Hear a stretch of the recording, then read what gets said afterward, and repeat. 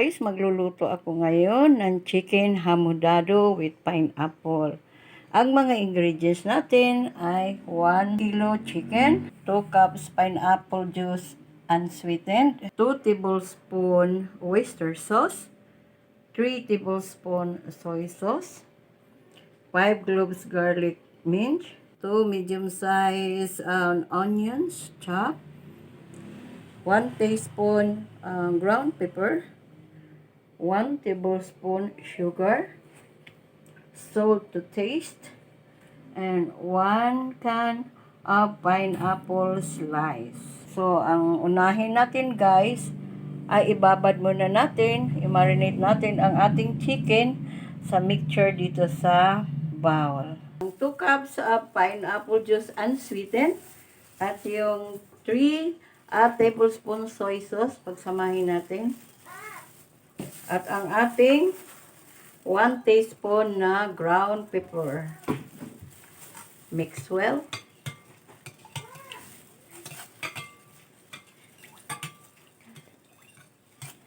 Ayan, na-mix na natin ang husto. So, ilagay natin ngayon ang ating whole chicken. Ayan.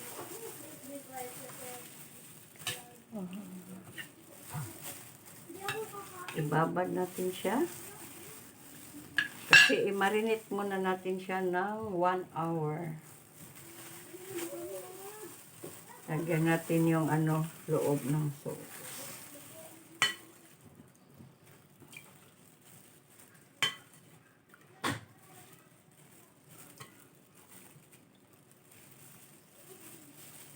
Iplak ako dito. Lagay natin siya.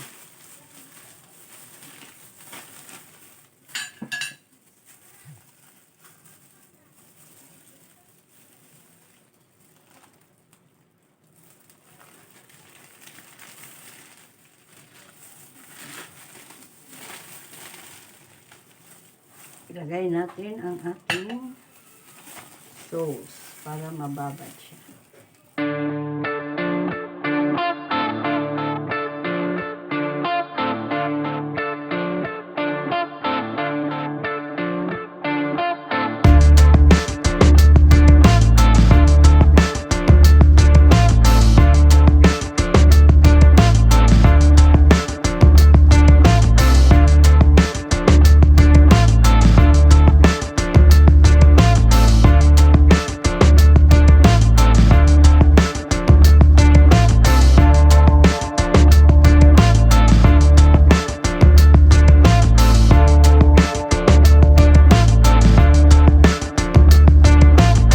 So, ito na guys, ang ating na-marinate na whole chicken.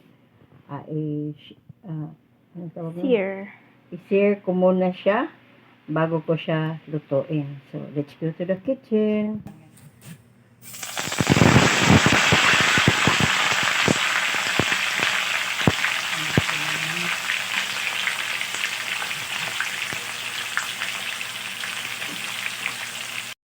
Ayan guys, na-flip ko na kasi siya, tama na yung niya. Tama na yung kulay.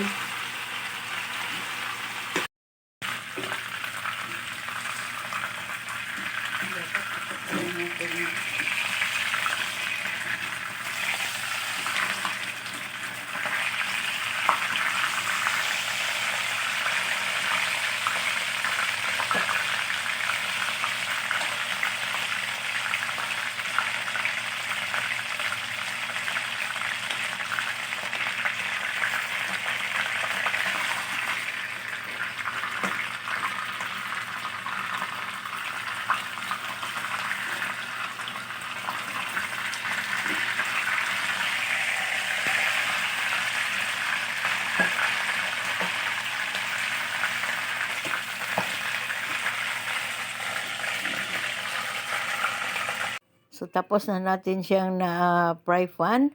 Yun namang mantika na ginamit natin sa pag-fry pan, doon naman natin igigisa ang ating bawang at saka ang ating sibuyas para sa ganun medyo tipid sa mantika.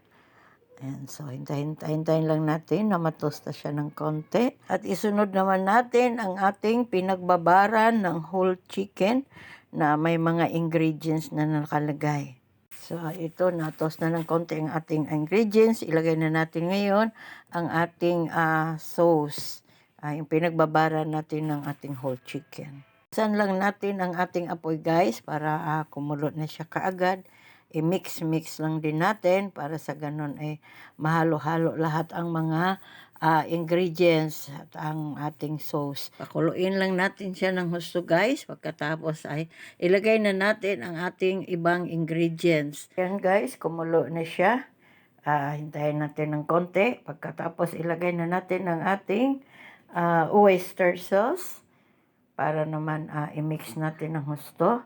Haluin lang natin mabuti guys para naman sa ganun mag-mix talaga ng husto ang lasa nila.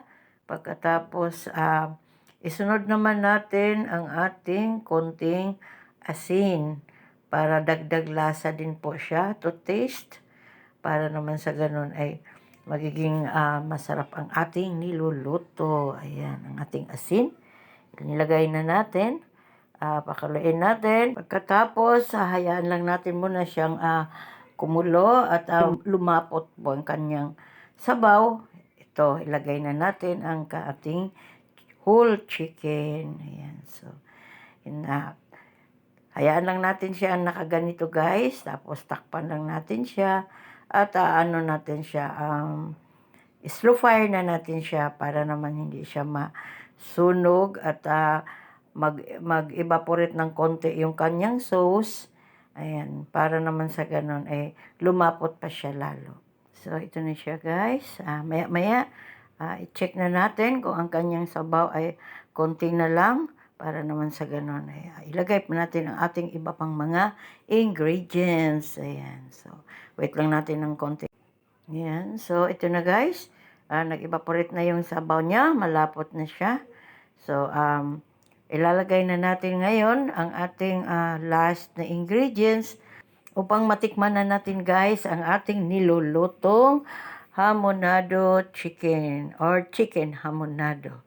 So ito, hayaan muna natin siya ng konti para tuluyan ng magbawas ang sabaw. At ito na yung ating last ingredients guys, ang ating sliced pineapple. I-toppings na natin siya. Dahil ito na yung ating panghuling sangkap para dito sa ating niluluto na chicken hamonado. First time ko rin lang itong lutuin guys kasi nag-try lang din ako. Marami na kasi akong niluluto na buo na chicken na iba-iba ang pagkaluto. So ito naman, tinry ko lang yung chicken hamonado. So ito guys, ilagay na natin lahat ang pinya sa ibabaw. Pang toppings natin parang magandang tingnan ang ating niluluto. So ito, hintay lang natin ng konti na lang at matikman na natin itong aking chicken hamonado. First time kong ginawa ito. First time kong niluluto ito. So try natin kung anong resulta nito. Ayan, wait lang natin ng konti. Siyempre, pakuluin pa natin para ang ating pineapple naman ay lumambot. Although malambot na siya, pero para yung lasa naman niya ay mag-absorb talaga sa ating whole chicken. Although yung ating whole chicken naman may sauce na yan ng pineapple, may lasa na yan, pero iba pa rin pag nailagay na natin yung ating toppings at hintayin lang natin ng konti upang sa ganun ay makakain na tayo. So, ito, ganito lang muna siya guys. Mahina lang ang apoy. Tapos yung sabaw ilagay natin sa ibabaw para sa ganun ay magkakulay ang ating pineapple. Pinahinaan na natin ng konti ang apoy guys kasi baka masunog siya dahil konting-konti na lang yung sabaw. Palapot at palapot na. Yan, so ganituhin lang natin siya pansamantala. I-mix lang natin yung sabaw sa itaas. I-toppings lang natin pati yung sabaw para sa ganun naman magkalasa po siya ng gusto. At magkulay din po ang ating sliced pineapple. So ganito lang siya guys hanggang kumunti ng kumunti yung sabaw. Ayan, maya-maya takpan din natin. Habang hinihintay natin guys na ma-mix na ng husto ang ating pineapple, ayan, takpan na muna natin siya.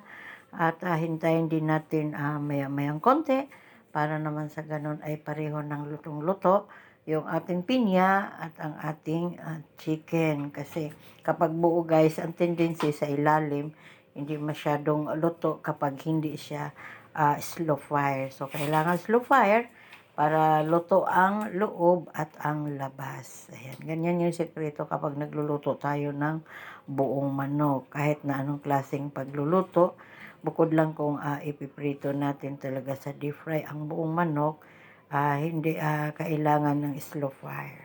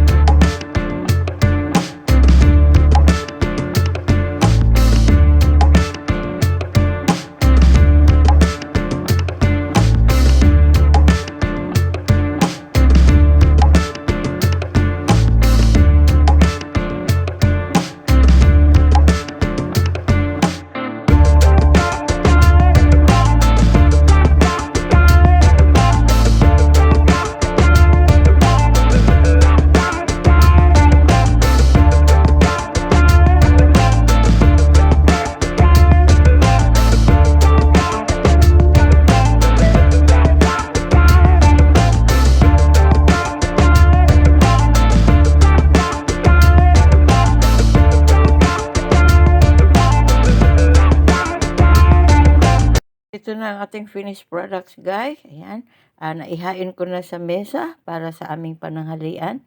So, ano pang gagawin natin? Kainan na. Thank you for watching.